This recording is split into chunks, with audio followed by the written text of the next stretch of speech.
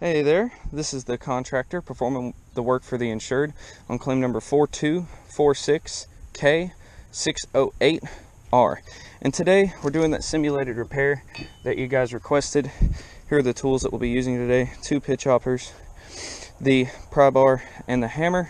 So just to go ahead and put us all on the same page, this shingle is the one that I'm going to be simulating the repair on today, attempting the repair, whichever verbiage you prefer.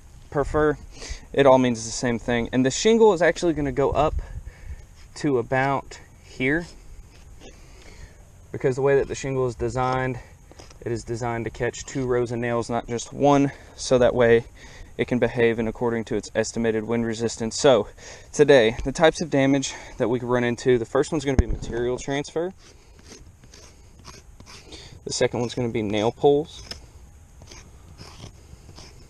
any kind of tearing, any kind of creasing, or any excessive granule loss.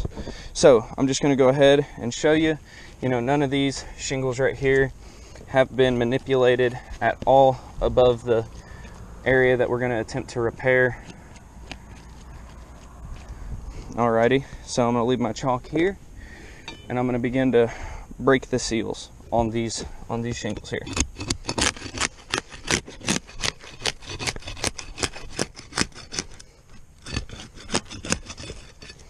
Alrighty, didn't have any tears there. Just gonna pick it up. Look for material transfer, because material transfer doesn't just damage the shingle that the matting comes off of, it damages the shingle the matting attaches to. And this one right here gets a pass. I'm gonna go ahead, go up here.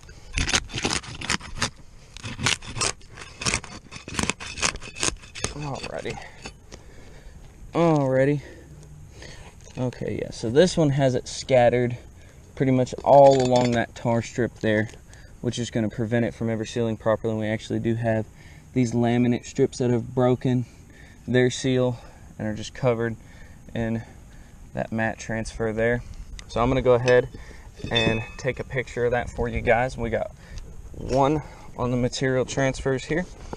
Go ahead and document it, because my phone's camera is a little bit more HD than the GoPro. Alrighty, get another one just to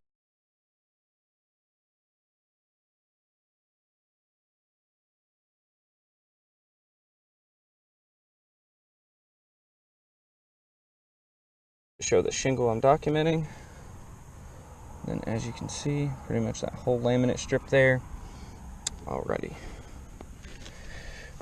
Alright, and now this shingle, even though only the corner right here is covering this shingle, I'm going to have to manipulate it in its entirety, because if I do not, it puts this area right here at further risk of tearing, and it could also crease along right here, which would not be a good thing. So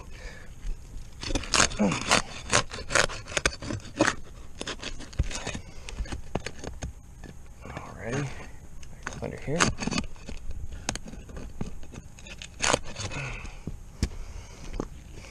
Alrighty, just checking for material transfer here. It does look like we have a tear right here, as you can see. I'll go ahead and take a picture of that as well for you guys. So with the one tear and the 2 shingles damaged by the material transfer, this has already failed this simulated repair test. Just a backup view. And it does look like this laminate strip has broken with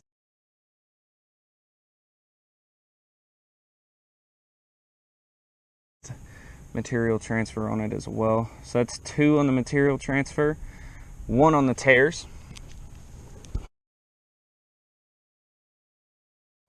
Alrighty, put the phone back right there. Alright, now we're going to manipulate the second row of shingles before extracting the fasteners. And when I manipulate the shingles in order to remove the fasteners and to nail them back in, I'm going to be going by HAG's instructions. And HAG specifies that you should be able to take a framing square or a speed square, place it level on the slope and be able to lift it up flush with it. AKA, you should be able to lift the shingle at 90 degrees. Forcefully lifting the shingle or putting excess pressure on the shingle would be folding it anything past 90 degrees. So we're not doing that today. Alrighty, this one gets a pass on the material transfer. Check this laminate strip. Actually, it does not, because as you can see right here, material transfer, I'll go ahead and document that for you as well. This laminate strip has it. Also, go ahead and pull my phone out here.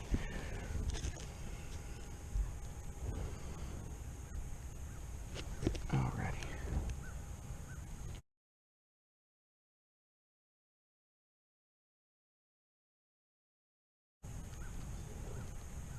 All those laminate strips, that entire shingle has been compromised.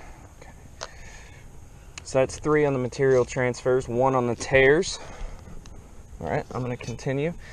I'm going to have to manipulate this shingle as well, bringing the total manipulated shingles to 4.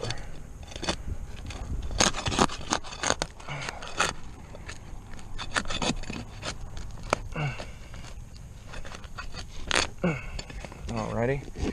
Alright, check for mat transfer as well. Laminate strips. Alright, the laminate strips are intact.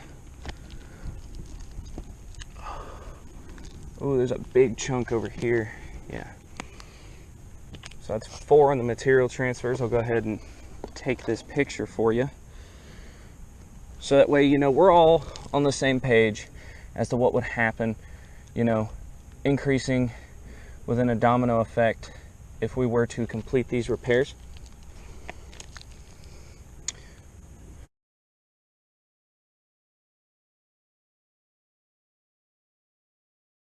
More of that right there. Alrighty, that end is good. So I'm going to begin with the fastener extraction. I really appreciate who's ever at State Farm is taking the time out of their day to watch this incredibly boring video. Alrighty, I am actually having to go up underneath the shingle in order to extract the fasteners here because of the way that they're embedded. Alright, trying to get these shingles out here.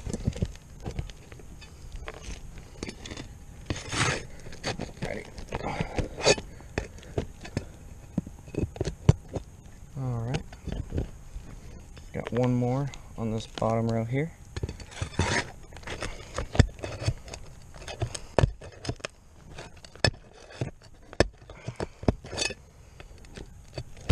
Alrighty, so for the way that this nail had to be extracted, we actually experienced a nail pull here. So that's 1 on the nail pulls. And basically, when you have a nail pull, what happens is the area that the nail was fastened has torn, making it to where you cannot fasten anything else in that spot, and also compromising the wind resistance and the integrity of that shingle. So I'm going to begin to extract the second row of fasteners here. We do have 2 nails in the top of the shingle. As you can see, I'll bring my camera up right here. It does catch both rows of nails, so any kind of trimming to fit dimension along the top, it cannot happen because you'll cut the nail zone too short,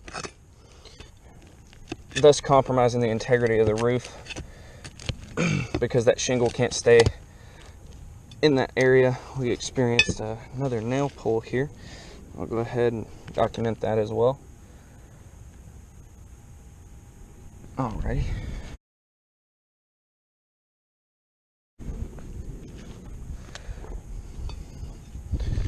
Alright.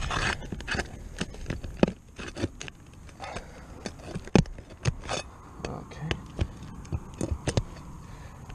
Alright, that one came out just fine.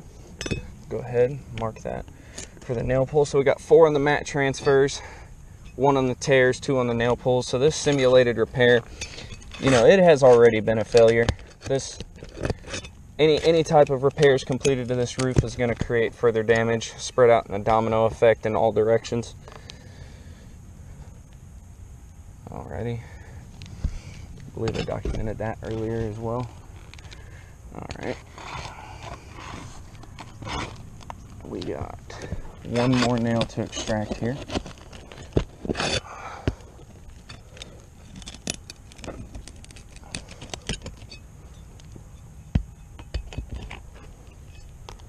Alrighty. I do believe that's all the nails here. Alright. Flip the shingle around. So as you can see, there is no manufacturer's identifier. There is no Miami-Dade County approved. All it says is do not remove here on this laminate strip. And 11 years ago, it was made federal law that all shingles were to have that. So, and I do know that this is an Owens Corning Pro 30 series shingle, which is a discontinued shingle and cannot be installed on any roof. I'm going to go down here and collect the Owens Corning AR, which is the shingle that you guys have recommended that we go back with. And I'm just going to show you, not only is the laminate strip on the front, it also does say Miami-Dade approved on it. And if you look at the tar lines, they're completely different. This one is one solid, this one is splotched. That's how you know that they are two different shingles, as well as that laminate strip there. Step up back here before I complete this simulated repair. Alrighty. So, installing just like so. As you can see, if I were to put it right in its spot, it's actually going to have overhang right here. As you can see, the exposure is longer and the tar strip doesn't adhere properly. So even if I were to glue this down, it's not going to adhere properly. It's going to decrease the wind resistance of the entire area around it, and installing this will make everything more susceptible to further damage because of the way that this exposure overhang is. And just going to go up here and show you that, you know, up at the top here, the nail zone is actually too short. I don't know if you can see that there, but we'll be compromising that laminated strip that runs across the top that says do not remove by placing the fasteners here. But I'm going to go ahead and complete the simulated repair. Make sure I don't lose any of the fasteners here. Just put them on the old trusty pitch hopper. Alrighty. Alright, I'm just going to nail them in one by one. But as you can see, the nail line on this shingle is actually visible. See how the nail line is actually visible? The shingle is not going to fit. The exposure is too long and it cannot be trimmed to fit, because it will then compromise the entire area that it's supposed to adhere to. So now, as you can see, as I stated earlier, following Hag's instructions, this is how much room that I need in order to hit a flush hit on this nail head, because nails in the state of Tennessee are against code if they are going in at an angle. So I cannot nail it in like this. I have to nail it in flush. Cannot go sideways, cannot go like this, cannot go like this. It has to be flush and straight into the decking board underneath the shingle and the felt paper. Alright, I'm going to commence with putting the fasteners in.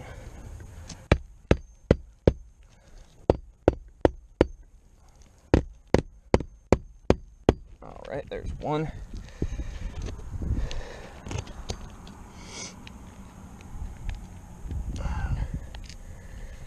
Alright, I'm going to go ahead and set this nail before I begin hammering away here. Push it into the headlamp just like that.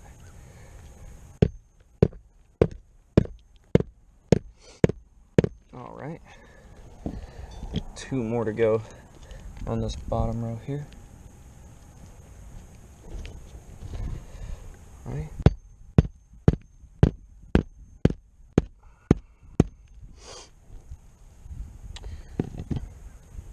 And as you can see, I'm not lifting the shingle any more than about 55, 60 degrees, staying within that HAG parameter of 90 in order to properly put in these fasteners up to code. And the shingle's actually too wide. As you can see, it overlaps on both ends, as well as this exposure being too long.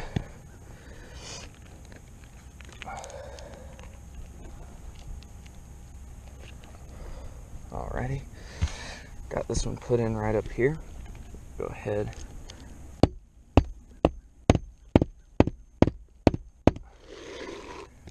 Oh, that Pro 30 series is starting to slide there.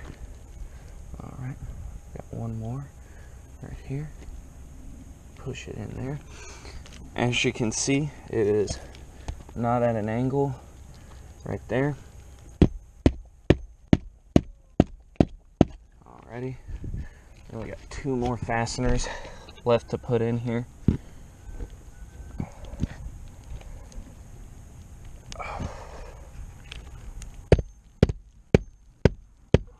Alright.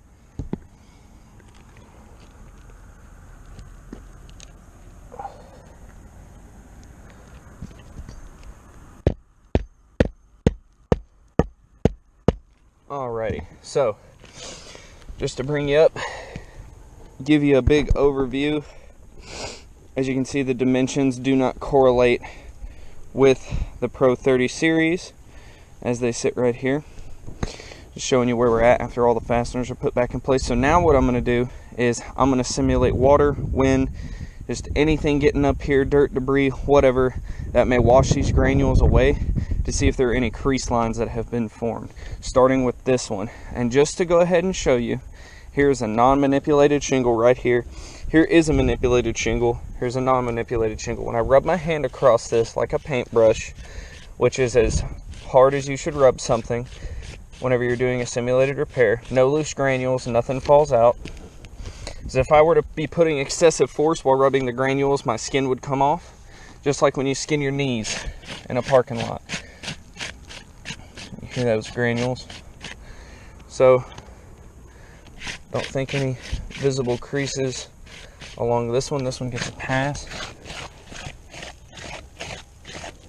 This one, however, there is a visible crease line that runs from here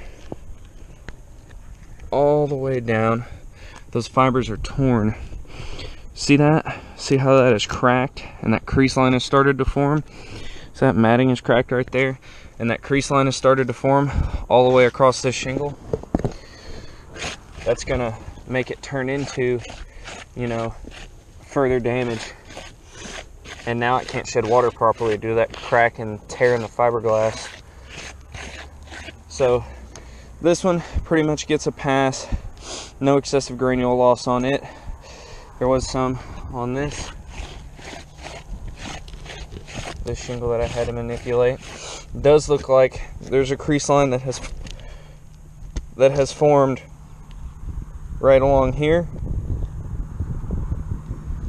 Bring you up close so that way you can see it. Actually, I'll do you one better. I'll take a picture of it for you.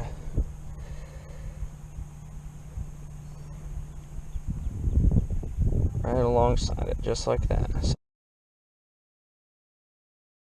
that way you can see it in HD. And I'll make sure to outline it for you so that way, you know, we're all on the same page here. Alrighty, now I really appreciate you guys' time today. We did have one on the creases, and the excessive granule loss was a pass. But all in all, with the 4 instances of mat transfer, the 2 nail pulls, the tear, and the crease, this simulated repair has been a fail. And I really appreciate you guys for watching this. Thank you for your time, and we look forward to hearing back from you soon.